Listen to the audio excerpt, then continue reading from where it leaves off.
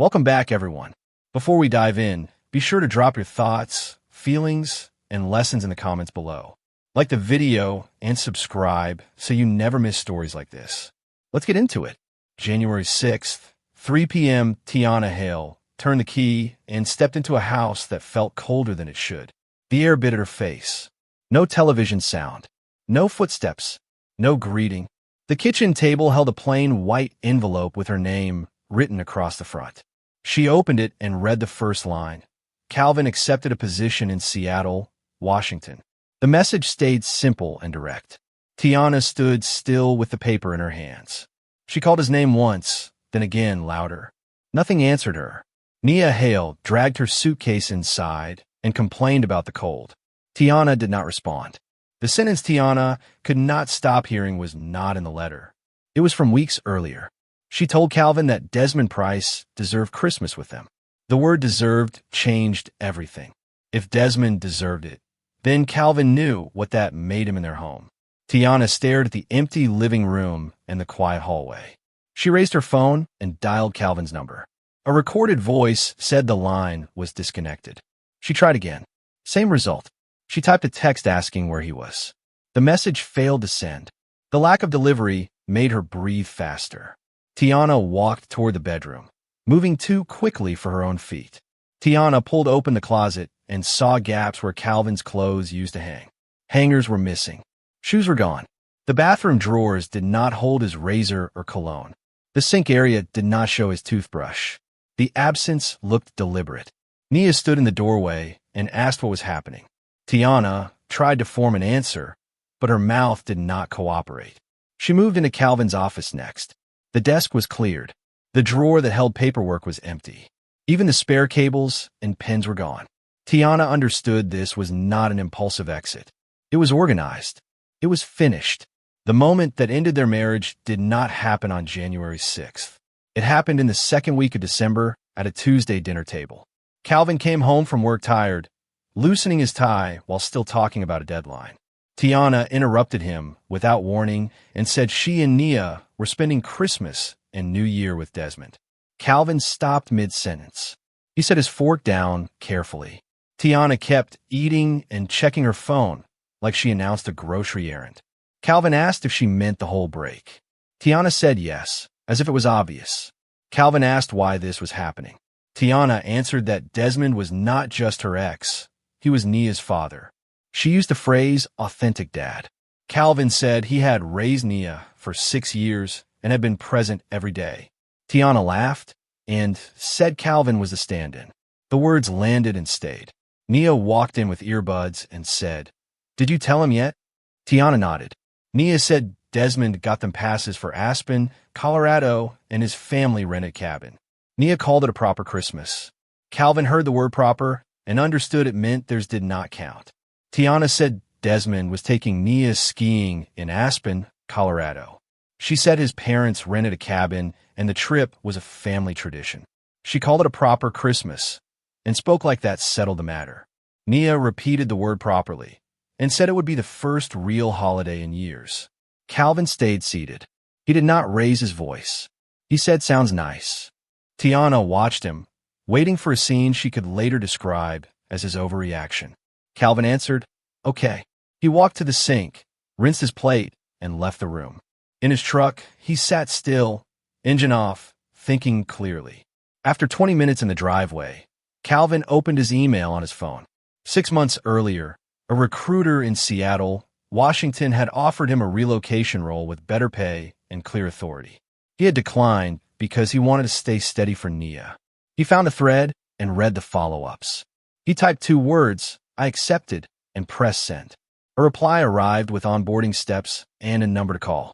Calvin did not feel proud. He felt certain the next move belonged to him. When he walked inside, Tiana scrolled, and he said, "Good night," without waiting. Upstairs, Calvin opened his laptop and wrote a checklist. Passport, birth certificate, bank accounts, direct deposit, credit cards, utilities, mortgage autopay, passwords, and a post office box. He called his friend Quentin Shaw, an attorney he trusted, and said he needed divorce papers prepared with no drama. Quentin asked one question, "Are you sure?" Calvin answered yes. He did not mention Aspen. He did not argue about feelings. He set a timeline, gathered documents, and started packing 2 suitcases. He hid them under a moving blanket in his trunk so nothing would be noticed yet. Wednesday morning, Calvin arrived early at his office and called the recruiter's number. A woman answered and confirmed they could move quickly. She verified his passport was current and said his start date could be December 26th. She asked, "Will your family move later?" Calvin paused, then said, "Just me." She confirmed temporary housing and said a flight would be booked. At lunch, Calvin opened a new bank account and changed his direct deposit.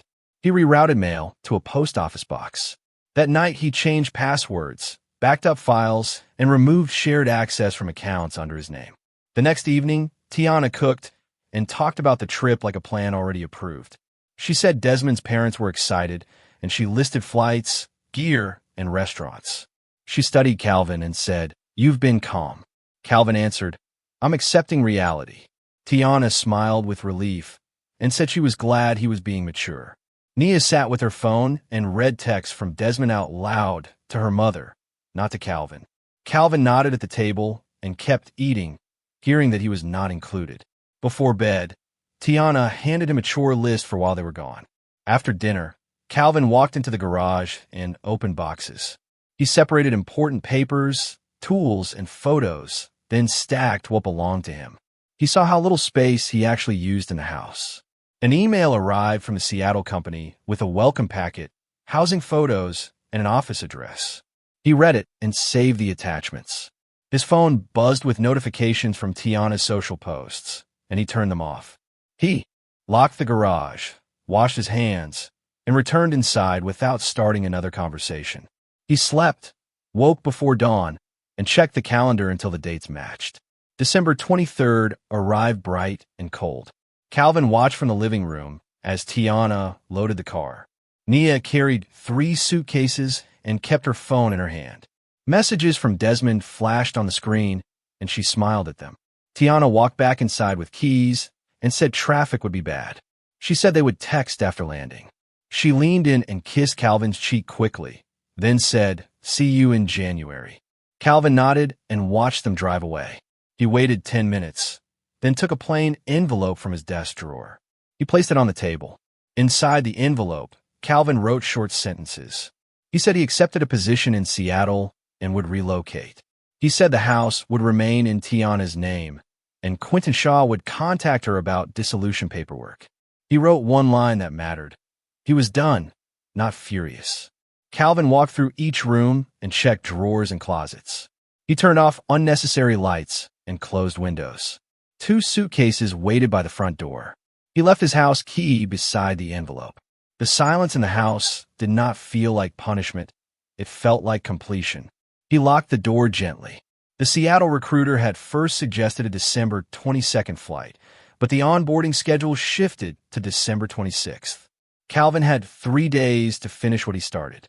He kept the mortgage payment set through January and left the utilities active, then planned to cancel autopays after he moved. He did not want a dispute about money before papers were filed. On the night Tiana landed in Denver for her layover, she texted so excited. Calvin looked at the message and replied, "Enjoy." Then he set the phone down and kept working through accounts and forms. He added no emojis. During the next 3 days, Calvin handled logistics. He changed recovery settings on banking and email.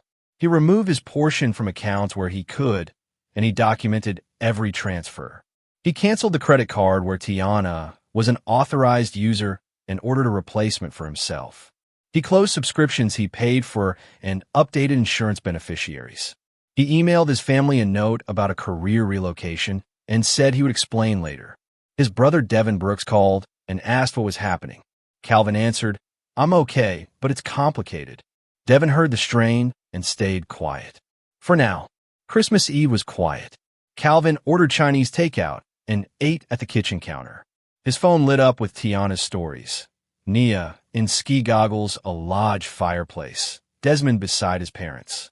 Captions describing family memories. Calvin watched one clip, then stopped and set the phone face down. That night Tiana called, not to check on him, but to report that Nia was having fun. In the background, Calvin heard laughter, glasses, and Desmond's voice. Tiana asked, "How was your Christmas?" and moved on before he could answer. She said they were heading to dinner and ended the call. December 26th arrived before sunrise. Calvin loaded the suitcases into his car without turning on extra lights. He walked through the house one last time, then left the key beside the envelope on the table. At the airport, he checked his bags and held the boarding pass marked Seattle. While he waited, a story notification appeared. Nia and Desmond building a snowman. Calvin did not respond. He turned his phone off. On the flight, he reviewed onboarding forms and the address for temporary housing. When the plane landed, he drove to the provided apartment and carried his bags inside. Back on January 6th, Tiana moved from room to room, opening drawers and cabinets. She went into Calvin's home office and saw the desk cleared, with no files, no chargers, no paperwork. She called his work number and reached voicemail. She called the main line and asked to speak to her husband. A receptionist searched and said Calvin was listed as relocated. Tiana demanded details. HR returned the call and said they could confirm a transfer, but could not share information. Tiana hung up and stared at the letter as Nia repeated, "Can we turn the heater on?" Now. Tiana called Devin Brooks first. It rang to voicemail, and she hung up. She called Jerome Willis from Calvin's office and asked where her husband was. Jerome paused, then said Calvin had taken a relocation role. Tiana said, "You knew?" Jerome answered, "I assumed you did." Tiana felt her face burn. If Jerome knew, then the company knew, and she was the only one surprised. An email arrived from a law firm she did not recognize. Subject, petition for dissolution. She opened the PDF and saw Calvin's signature and an expedited request. It said he waived claims and left. Tiana read the attorney note. Calvin requested a clean process and said he was not seeking the house, the car, or items inside. The language sounded like a receipt. Nia called from upstairs, "Mom, half his stuff is gone." Tiana shut the laptop and went up. At the doorway, she said, "He had to leave for work." Nia looked at empty shelves and asked, "Why didn't he tell us?" Tiana repeated, "Work," because she had no other answer. Nia walked past her without a hug, went to her room, and closed the door. Tiana stayed in the hall, listening. 2 weeks later, a mortgage alert hit Tiana's phone. Payment failed, insufficient funds. She called the bank. The representative said Calvin withdrew his portion in late December and closed linked accounts. Tiana protested. The representative replied it was a joint account and Calvin had authority. Utility auto-pays bounced. Internet warnings came. Car insurance lapsed. At the grocery store, her car declined to check out, and the cashier asked her to try again. People behind her waited and listened. Tiana paid with the last cash in her wallet and drove home silent. That night, she lowered the thermostat and counted bills. Tiana called Desmond Price and asked for temporary financial help. She said the mortgage was due and she could not cover it. Desmond asked what happened to Calvin. Tiana said Calvin relocated and stopped paying. Desmond sighed and said, "That is not my responsibility." He said he paid child support and that was it. Tiana asked if he would.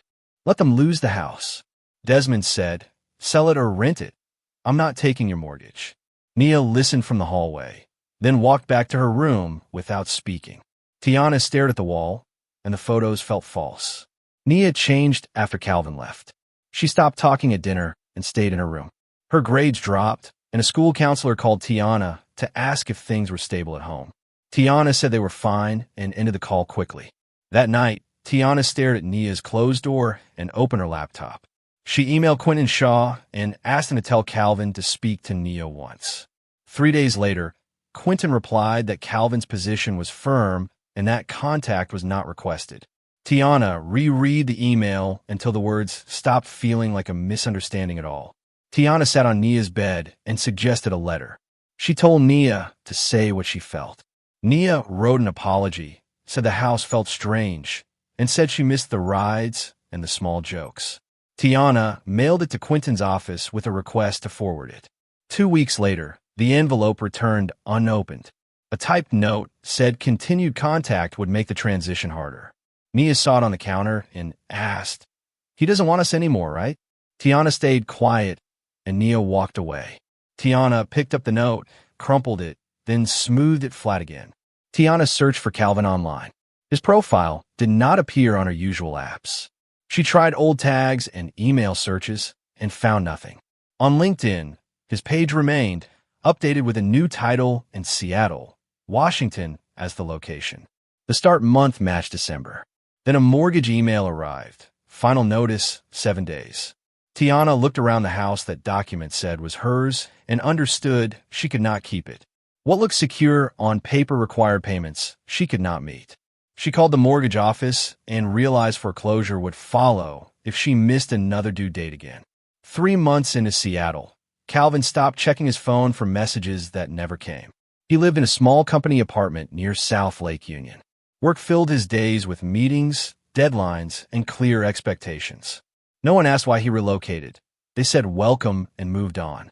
He met Marcellus Reed from accounting, who invited him to a cookout in Tacoma. Calvin went, ate, listened, and left without oversharing. On the drive back, he noticed he felt normal again. He went to sleep that night without replaying a dinner table in Dallas. Next morning, he ran along Lake Union. On a Tuesday at lunch, Calvin's phone rang with an unknown number. He answered, and Tiana said she called his office and claimed it was an emergency. Calvin shut his door and asked, "What do you need?" Tiana cried and said she could not accept ending the marriage. Calvin said the ending started at the dinner table when she chose Desmond for the holidays and called Calvin a replacement. Tiana said he abandoned them. Calvin replied, "You picked the father you wanted for Nia, so I stopped acting like I belonged." She said Nia was struggling. Calvin listened silently. Tiana said Desmond helped with trips, but not with bills, stress, or Nia's tears. She said the house was at risk and asked Calvin to fix it. Calvin said, "Sell it, rent it, or downsize." He reminded her the house was hers, and he would not pay to be used again. Tiana said he was punishing Nia. Calvin answered that he was leaving a place where his dignity mattered. Tiana asked when he would return. Calvin said he would not. He said his Seattle contract included an option. Tiana insisted he could not stay forever. Calvin said, "Watch me." After Calvin said, "Watch me," Tiana asked if he ever loved her. Calvin answered yes. He said that love was why it took so long to act. He said he turned down the Seattle offer 3 times because he believed staying was the right choice. He said he showed up for bills, repairs, and school events and still got labeled temporary. Tiana asked if she could call again later. Calvin said no. He said this was the conversation, and after it, everything would go through attorneys. He told her not to call his office again or contact his family. Tiana tried to speak, but Calvin continued in the same controlled tone. He told her not to use Nia as a bridge and not to put adult guilt on a teenager. He told her not to send messages through school, relatives, or coworkers. Tiana asked, "So that's it?" Calvin said, "That's it." He did not insult her. He did not threaten her. He ended the call and set the phone down. Then he powered it off and went back to work. His hand stayed steady as he returned to the spreadsheet on his screen. Outside his window, rain started. A month later, Calvin received signed documents by email. There was no courtroom date and no hearing scheduled. 2 weeks after that, another email confirmed the dissolution was final. Calvin was near the Seattle waterfront with a paper bag of fish and chips when the notification came through. He read the timestamp, locked his phone, and exhaled. He did not celebrate. He walked toward his car and noticed his shoulders had dropped. He had space in his head again. He did not feel fireworks. He felt relief, like a heavy task was finished and no one could reassign it. After Calvin said, "Okay," at dinner, Tiana pushed for a reaction.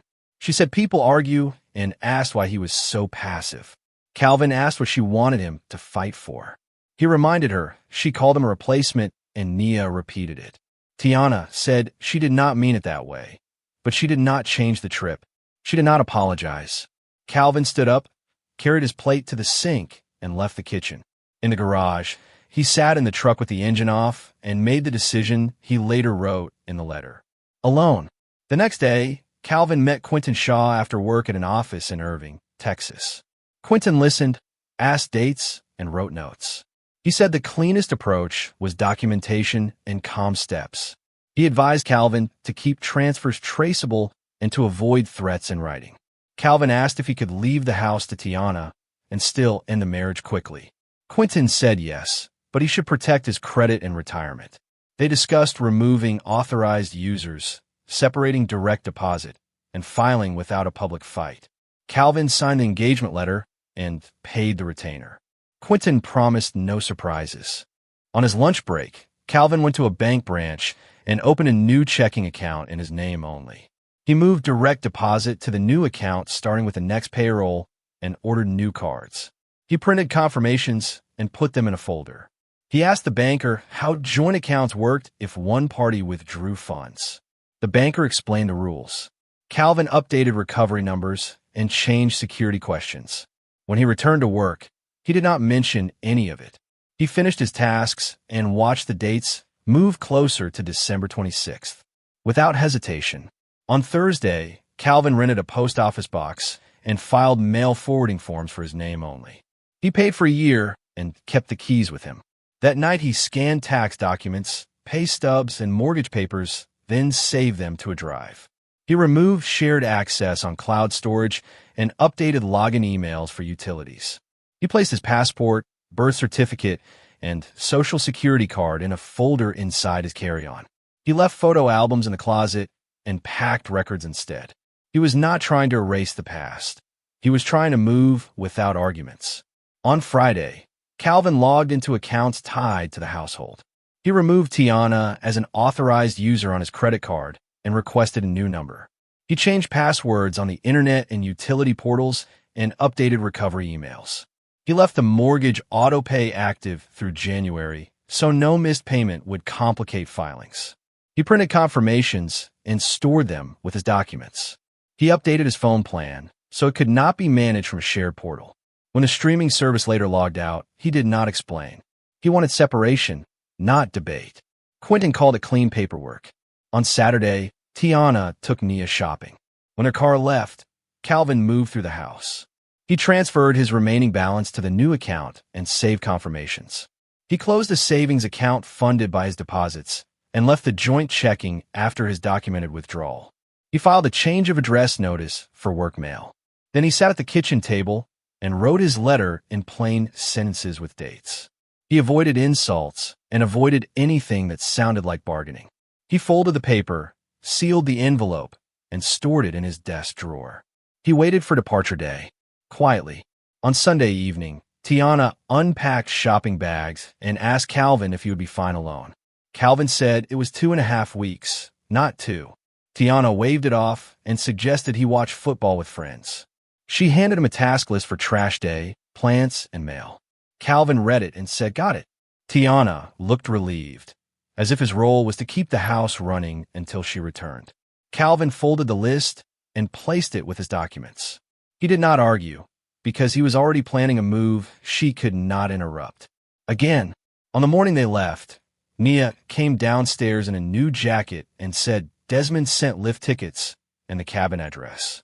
She spoke to Tiana, not to Calvin. Tiana asked Calvin to confirm he understood the plan. Calvin said he did. Nia said, "This will be better than staying here." Tiana did not correct her. Tiana reminded Calvin about trash pickup and said they would call after landing. Calvin nodded, watched them carry bags out, and shut the door. He did not go to the driveway. He opened his desk drawer, checked the envelope, and waited for quiet. Inside, on December 24th, Calvin met with his manager and signed transfer paperwork. He returned his badge and cleared personal items from his desk. A coworker asked if he was excited for the holidays. Calvin said he had travel plans and left it there. He confirmed his flight time and baggage limits online. He canceled his gym membership and updated forwarding information for medical records. That night, he slept in the guest room to avoid conversation. When Tiana texted a photo of Nia on the slopes, Calvin did not respond. He kept packing. He placed his suit jacket on top. In Aspen, Tiana treated the holiday like a reset. Desmond met them at the lodge and hugged Nia in front of other guests. Tiana took photos and posted captions about family. Desmond's parents hosted dinners and asked polite questions. When someone asked how Calvin was, Tiana said he was fine back in Dallas. On Christmas morning, Nia opened gifts from Desmond and laughed. Tiana watched, told herself she made a reasonable choice, and kept her phone busy with pictures.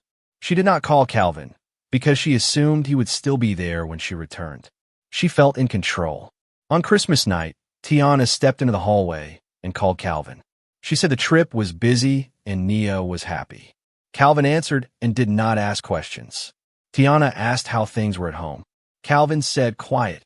She suggested he visit Devin or friends, then ended the call because dinner was ready. Back at the table, Desmond laughed with his parents and talked about conditions. Tiana did not notice what she had not said. Thank you, I miss you, or anything that required humility. She treated the marriage like it could be paused and resumed on her schedule. On January 6th, after reading the letter, Tiana turned the heat up. The system clicked and took time to warm. Nia opened the fridge and said Calvin's meal prep containers were gone. Tiana opened cabinets and saw empty shelves where his coffee and supplements had been. She tried the home internet and found the password no longer worked. She looked for the router, checked the label, and realized she could not reset it without his account access. Tiana understood this was not a tantrum. It was planned. The envelope stayed on the table, and the missing items matched every line. That night, Tiana called Devin again and left a message. She also called Calvin's mother, Yvette Brooks, and tried to explain. Yvette asked one question. Did you tell him he was temporary? Tiana did not answer. Yvette said she would not pressure Calvin to return to disrespect. Tiana asked if Yvette could ask Calvin to speak to Nia. Yvette said contact was Calvin's choice and advised Tiana to focus on parenting. After the call, Tiana reread the letter and noticed its tone. Dates, facts, and no insults. The calmness made it difficult to claim he acted out of rage. The next day, Nia asked why Calvin left. Tiana repeated that he had to relocate for work. Nia said she heard the dinner conversation and remembered the word replacement. Tiana said she meant Calvin was not Nia's biological father. Nia asked why that made him nothing. Tiana could not answer. Nia said she missed Calvin's routine. Rides, packed lunches, and repairs done without being asked. Tiana started to argue, then stopped.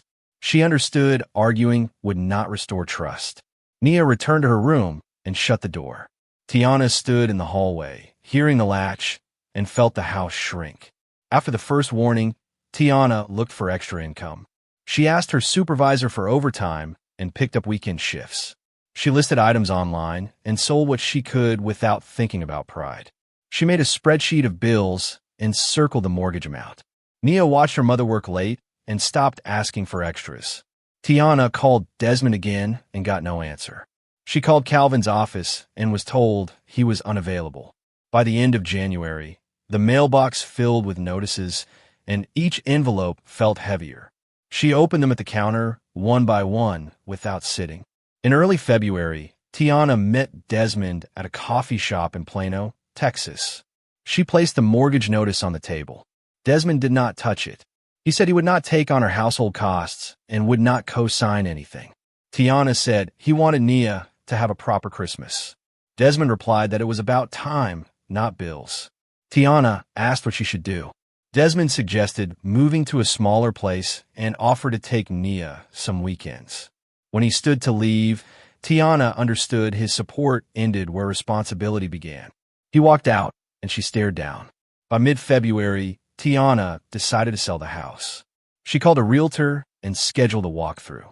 The realtor asked why she was selling. Tiana said family circumstances changed. Nia asked if they were being forced out. Tiana said they were choosing before the bank chose for them. They boxed items in the room. Nia labeled one box Calvin's and paused before taping it shut. Tiana packed dishes and realized she did not know the passwords Calvin managed. She paid for a storage unit and watched rooms empty. The address stayed the same, but the house no longer felt safe. In March, Nia asked if she could call Calvin herself. Tiana said Quentin's note made it clear they should not. Nia asked why adults could write rules that made kids suffer. She said Calvin attended parent meetings and fixed problems, and now he was treated like he never existed. Tiana scheduled counseling at school and signed the forms. The counselor asked about home stability, and Tiana answered with facts. Move coming, finances tight, and conflict high. That month, Nia stopped calling Desmond Dad and used his first name. Desmond complained, but he did not attend counseling. Tiana drove Nia.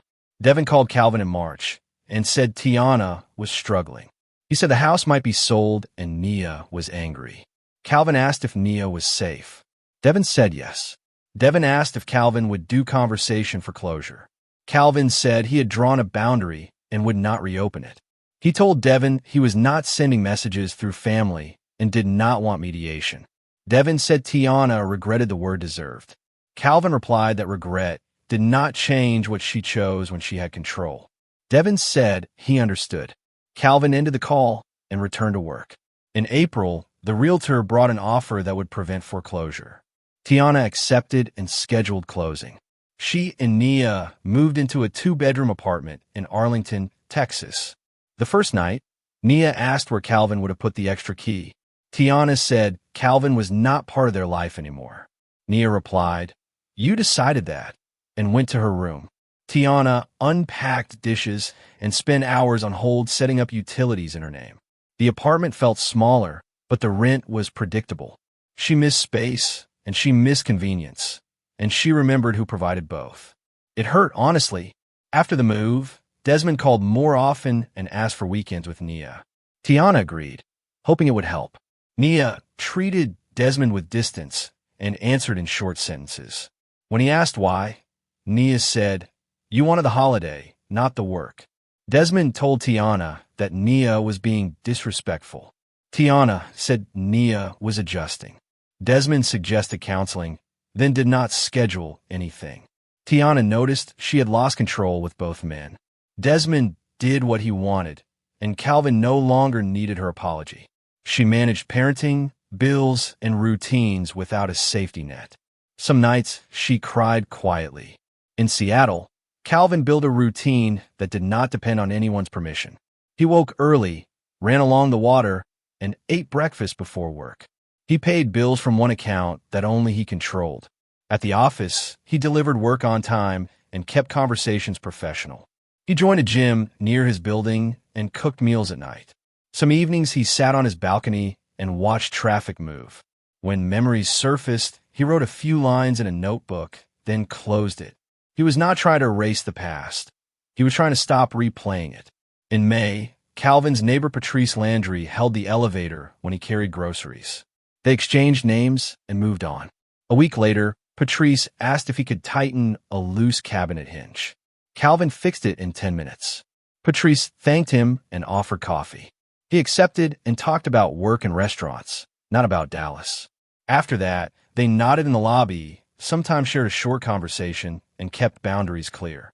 Calvin noticed how different it felt to hear "thank you" without a hidden demand behind it. He did not rush into anything. He let normal interactions stay normal.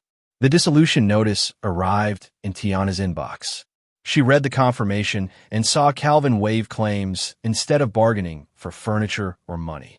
The paperwork reflected distance, not rage. She told Nia the divorce was final.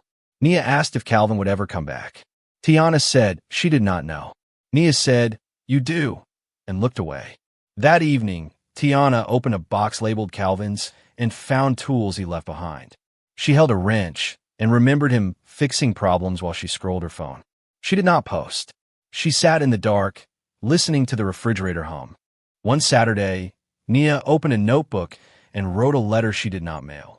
She apologized for saying the trip would be better than staying home. She wrote that she repeated words from the dinner table because they sounded grown. She wrote that Desmond was fun, but Calvin was steady, and that steadiness mattered now. She wrote about rides to school, fixed doorknobs, and jokes she pretended not to like. When she finished, she folded the pages and tucked them into her backpack. She did not tell her mother. She kept the letter because she understood what she broke.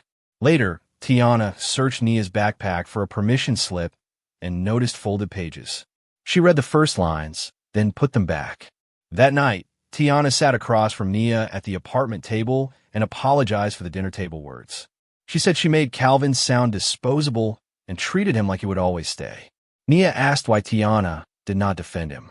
Tiana said she liked control and assumed Calvin would endure it. Nia said that assumption pushed him away. Tiana nodded.